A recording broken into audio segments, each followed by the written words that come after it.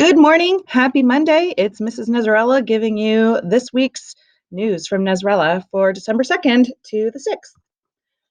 This week in math, we're going to continue on and we're going to be the area of a parallelogram and the area of a triangle. Today, students are actually going to be cutting up parallelograms, turning them back into rectangles, so it'll really enforce where the formula comes from. So you can see all of this in the workspace.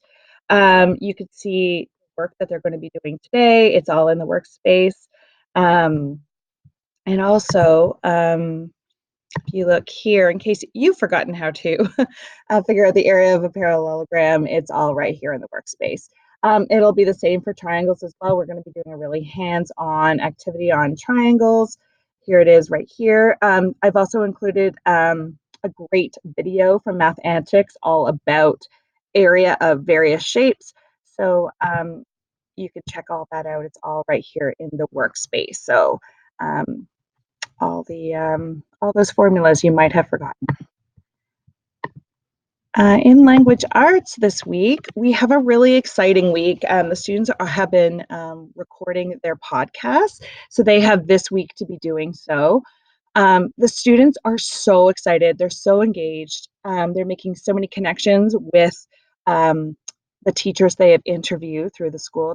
I'm so impressed by the work that the students are putting in on this.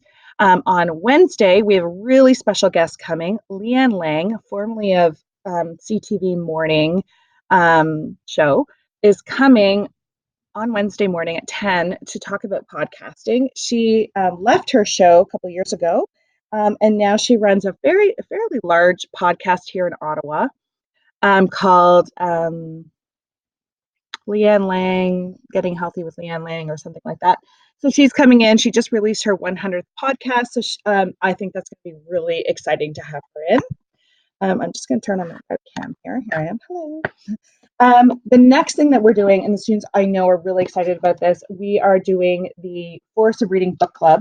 So we have all these amazing, brand new Canadian books from Canadian authors.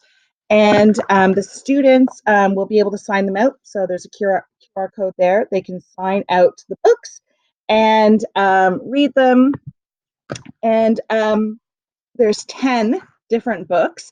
And then the students will be able to vote on their favorite.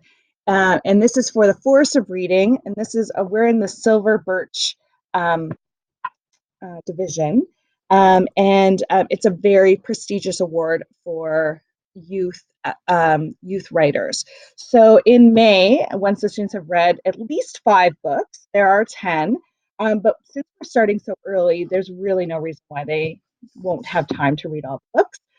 We also have 3 copies of each book, so there's going to be lots of books available for the students to be reading. They'll get to vote in May for their favorite, and then we'll watch the Forest of Reading award ceremony live. It's such a great program. So this should help bump up the reading. You know, we've been really focusing on math this year, bumping up our math, but I still really want the students to be reading. 20 minutes, like 3 or 4 times a week, would be ideal.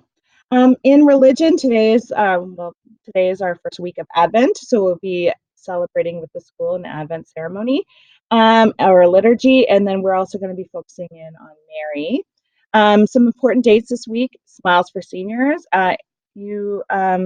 If you haven't sent in your item, if you could do so tomorrow, because I'd like to wrap up our beautiful baskets, looking beautiful for our senior Addie. Also, if you can send in your white elephant items, we really need a lot of stuff. We're a big school, and this is the primary shopping day for all the littles in our school. So if you can be sending that in, we're going to start sorting it, and the white elephant sale is next Friday.